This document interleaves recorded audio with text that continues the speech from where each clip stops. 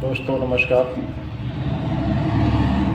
मैं शिवरंजन विश्वकर्मा, ठगी पीड़ित जमाकर्ता परिवार तपजप संगठन। साथियों, आज 31 मार्च 2025 में पुनः आप लोगों के बीच में प्रस्तुत हूँ कुछ खास बात विशेष जानकारी देने के लिए।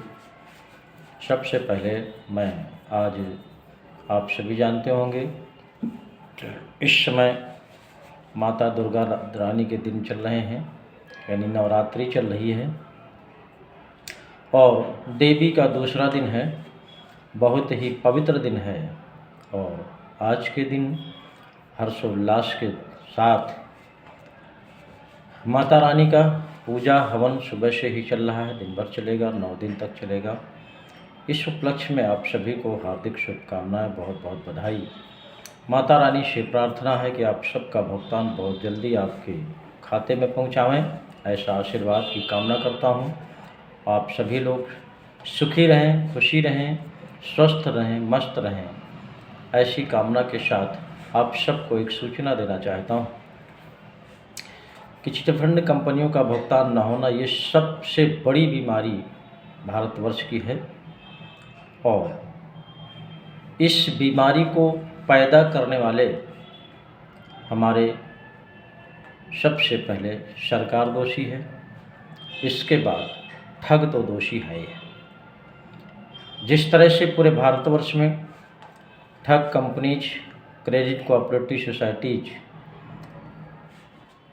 सरकार के संरक्षण में देश के गरीबों, मजदूरों, किसानों को, व्यापारियों को लूटने का काम किया है, मुझे लगता है कि इससे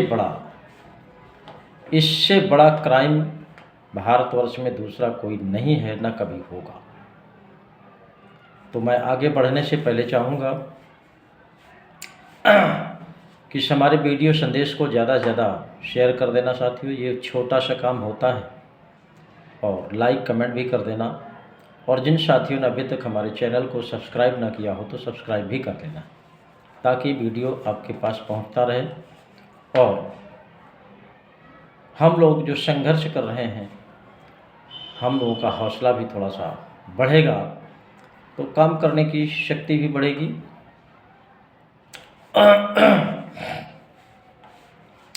तो मैं साथियों बताने जा रहा था कि सरकार के संरक्षण में जिस तरह से देश के लोगों को लूटा गया है, जो भी सरकारें रही हैं, सब ने एक ही काम किया है, उन ठगों को संरक्षण दे करके अपने ही देश की भोली भाली जनता, जिसके दम पर सरकार बनाते हैं, उसी जनता को लुटवाने में सभी सरकारों का बहुत बड़ा योगदान रहा है। चाहे वो कांग्रेस की सरकार रही हो या किसी और दल की सरकार रही हो या आज भारतीय जनता पार्टी की सरकार है, सभी ने मिलकर के एक ही काम किया है, अपनी ही जनता को, जिनके दम पर सत्ता में बैठते हैं, उन्हीं को लुटवाने का जरूर काम किया है। ये सभी ने किया है और तमाम विपक्षी दल भी इन्वॉल्व हैं। सभी लोग जानते हैं कि जितने भी ठग, क्रेडिट कोऑपरेटिव सोसाइटी आदि तमाम तरह की ढेर सारी कंपनियों को बनाया था। आपने सुना होगा प्रधानमंत्री महोदय ने अपने मुखारबिंदों से कहा कि मैंने 3 लाख कंपनियों पर बैन लगाया है। अभी तमाम ऐसी कंपनियां होंगी जो उनके संज्ञान में नहीं होंगी।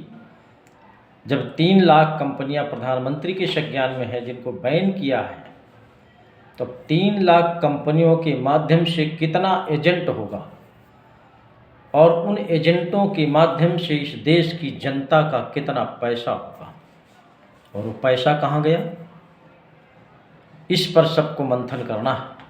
सबसे पहले हमारे एजेंट भाइयों को मंथन करना है, जिन्होंने थोड़े से कमीशन के लालच में तमाम तरह का उनको जो कैरियर का सपना दिखाया गया था, उस कैरियर के लालच में फंस करके अपनी जीवन की दुर्दशा करा रहे हैं। तमाम मेरे साथी ऐसी परिस्थिति में पहुंच गए हैं कि ना तो वो जिंदा हैं ना ही मुर्दा हैं, ऐसी परिस्थिति में पहुंच गए हैं। और ये सब जानते हुए सरकारें मौन है, लेकिन भारतवर्ष में हमारा संगठन ठगी पीड़ित जमाकर्ता परिवार, जिसके मुखिया आदरणीय मदन लाल आज़ाद जी हैं, भारत सरकार की जो करतूतें थी वो संगठन के माध्यम से पूरे देश को बताने का काम किया जा रहा है। वो करतूतें थी, सबको पता है कि 2019 में सभी कंपनियों को बैन किया और एक बट्स एक्ट 2019 का गठन किया, जिसको अनियमित जमा योजनाएं पाबंदी अधिनियम 2019 कहते हैं। इस कानून के अंतर्गत प्रत्येक निवेशक के भुगतान की गारंटी वाला कानून है। आपके आवेदन से 180 दिन में भुगतान की गारंटी की व्यवस्था दी गई है, वो भी आपकी जमा रकम से 2 से 3 गुना। लेकिन ये दुर्भाग्य है, सरकार ने अपने बचने का रास्ता तो खोज लिया, लेकिन उस कानून के तहत देश के किसी भी व्यक्ति का आज तक पैसा वापस नहीं किया। इस कानून को बना करके कानून का पालन नहीं किया, और जब यही गरीब मजदूर किसान अपनी आवाज़ उठाते हैं, भुगतान की मांग करते हैं, तो उनको शासन प्रशासन मिलकर के ढेर सारे कानून के अंदर रहने की सीख देता है। जो कानून का पालन नहीं कर रहे वही हमको सीख देते हैं कि कानून के दायरे में रह करके अपने भुगतान की मांग करिए। ये सौभाग्य है इस देश का और दुर्भाग्य है ऐसे कमीनों का जिन्होंने जनता को लूट करके ऐशो आराम करते हैं। क्या इस बात से प्रदेश की सरकारें अवगत नहीं हैं? देश की सरकार अवगत नहीं है? प्रधानमंत्री के नॉलेज में नहीं है, राष्ट्रपति के नॉलेज में नहीं है, किसके नॉलेज में नहीं है? हमारे संगठन के माध्यम से हजारों नहीं करोड़ों की तादाद में आवेदन किए गए, करोड़ों की तादाद में ज्ञापन दिए गए, इस समस्या से अवगत कराया गया, उनके ही बनाए हुए कानून को याद दिलाने का काम किया गया। दिल्ली में पहुंच करके जंतर मंतर के माध्यम से, रामलीला मैदान के माध्यम से तमाम प्रदेशों के मुख्यालयों से जाकर के ढेर सारे करोड़ों की तादाद में प्रपत्र दिए गए, लेकिन कोई भी सरकार इस बात पर बात करने को तैयार नहीं है, ना अभी तक किसी का कोई स्टेटमेंट आया है। ये जुमलेबाजी जनता के साथ की जा रही है। तमाम कामों की, तमाम ऐसी बातों की दिन भर चर्चा करते हैं, उसमें लोगों का ध्यान भटकाए रहते हैं, दिमाग उनका डाइवर्ट कर देते हैं। कभी अयोध्या मंदिर के नाम से, कहीं कुंभ के नाम से, कहीं हिंदू मुस्लिम के नाम से, कहीं भारत पाकिस्तान के नाम से, कहीं किसी के नाम से दिमाग जनता का डाइवर्ट कर देते हैं। और जो जनता की मूलभूत समस्याएं हैं, जनता की अपनी स्वयं की गाड़ी कमाई है, उस पर एक भी शब्द ना तो प्रधानमंत्री बोलता है, ना कोई और नेता जिम्मेदार बोलता है। ये दुर्भाग्य है इस देश का और मजदूरों किसानों का, जिनके दम पर ये सरकारें बना करके गद्दी में बैठते हैं। लेकिन सबसे बड़ी कमी हमारे वो मजदूर किसानों में है, एजेंटों में है, जो एकजुट नहीं होते, जनमत नहीं तैयार करते, एक बैनर के नीचे खड़े होकर के आवाज़ नहीं लगाते। सब चितर बितर बटे हुए हैं, सब आज भी तमाम तरह दलालों के चक्कर में फंसे हुए हैं, तमाम नेताओं के चक्कर में फंसे हुए हैं, तमाम आज भी वो ठग कंपनीज, क्रेडिट कोऑपरेटिव सोसाइटी के जितने भी ठग हैं, उन्होंने नई चाल शुरू कर दी है। नई नई कंपनियों का रजिस्ट्रेशन करा करके फिर से बाज़ार में उतर करके गरीब जनता को, भोली भाली जनता को फिर से लूटने का काम शुरू कर दिया है। उन्हीं तमाम चंद्र एजेंटों के माध्यम से जो 420 हैं, मक्कार हैं, गद्दार हैं, जो अपने ही निवेशक का भुगतान नहीं कराना चाहते हैं, ऐसे लोग फिर एजेंट बन करके गरीब जनता के बीच में जा करके उनकी गाढ़ी कमाई फिर से उन कंपनियों के हवाले करना चाहते हैं। ये देश की जनता को भी सावधान रहने की आवश्यकता है। देश की इतनी बड़ी दुर्दशा होने के बाद कोई भी देश का जिम्मेदार पर्सन, चाहे प्रधानमंत्री हो, राष्ट्रपति हो, कोई भी मंत्री हो, प्रदेश के तमाम मुख्यमंत्री हैं, कोई भी आपके भुगतान की बात नहीं करता। तमाम ऐसे संगठन देश में बने हुए हैं जो तमाम तरह की आवाज़ें उठाते रहते हैं। एक देश में किसान यूनियन नाम से तमाम बड़ा संगठन चलता है, ये पटरी जाम कर देंगे, वो रोड जाम कर देंगे, यहाँ जाम लगा देंगे, वहाँ जाम लगा देंगे। दिन भर दहाड़ते हैं अपनी केवल राजनीतिक दशा को चमकाने के लिए, अपने आप को फेमस करने के लिए, लेकिन मूलभूत समस्याओं पर वो भी अपना मुंह नहीं खोलते। इसका मतलब ये स्वयं ठग हैं, ठगों के दलाल हैं, ठगों से इनको भी तमाम पूंजी मिलती है। इसीलिए इस तरह के संगठन भी दिन भर जो झूठे कस्में खा करके गरीबों किसानों की उत्थान की बात करते हैं, क्या इनको नहीं पता कि हमारे बीच का मजदूर किसान ठगा गया है? उनकी गाड़ी कमाई कंपनियों के माध्यम से सरकारों ने हड़पी है। सरकारों के पास वो सारा का सारा पैसा है। जब 3 लाख कंपनियों पर बैन लगाया है, तो उन कंपनियों की जो प्रॉपर्टीज है वो किसके पास है? सरकार के पास है। इतना सब कुछ जानते हुए भी आपके भुगतान करने की नीयत सरकार की नहीं है। मैं तो इस बात पर दोषी सभी अपने एजेंट साथियों को मानता हूँ कि ये सब घरों में बैठे हुए हैं, चंद्र लोग ही कुछ संघर्ष कर रहे हैं, वो तन मन धन से लगे हुए हैं। अगर 50% एजेंट साथी एक बैनर के नीचे आ जाएं, तो निश्चित रूप से उसी दिन ये कानून जो भारत सरकार ने बनाया है, बर्ड्स एक्ट 2019, जो भुगतान की गारंटी देने वाला कानून है, इस कानून के तहत सरकार सारा काम छोड़ करके पहले आपका भुगतान करेगी, बाद में दूसरा काम करेगी, लेकिन भुगतान कराने वाले ही तैयार नहीं हैं।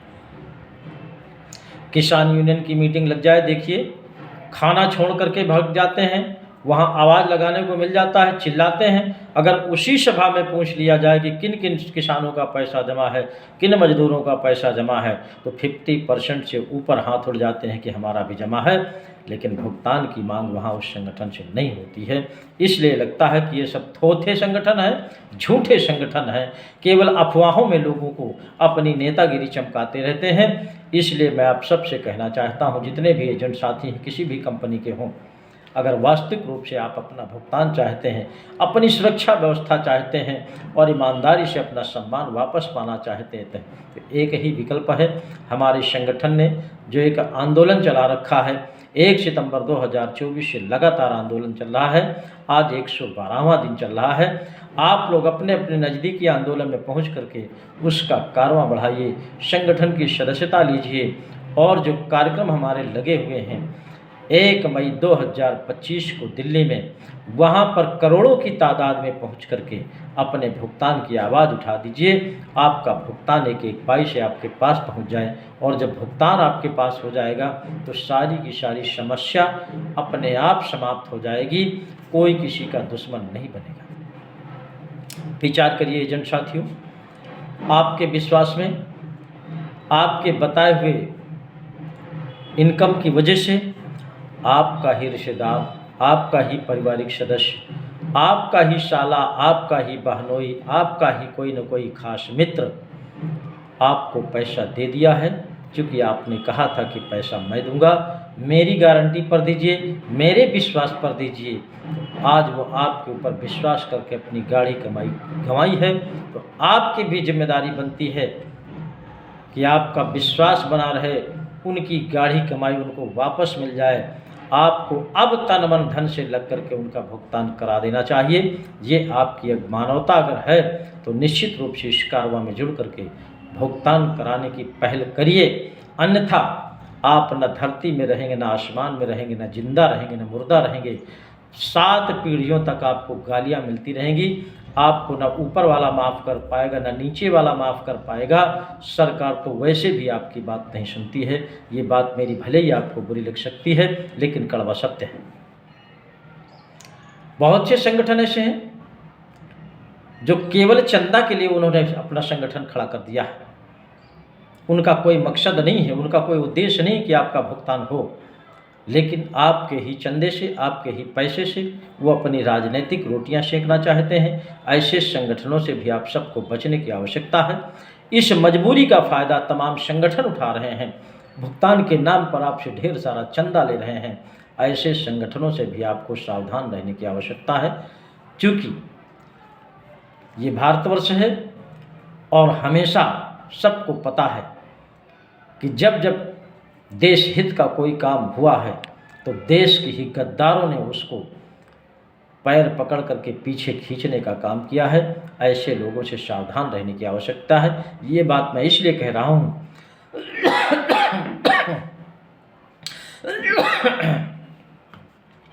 कि संगठन नहीं चाहते कि आपका भुगतान हो, वो इसलिए नहीं चाहते हैं, उनका आपके भुगतान से कोई प्रेम नहीं है।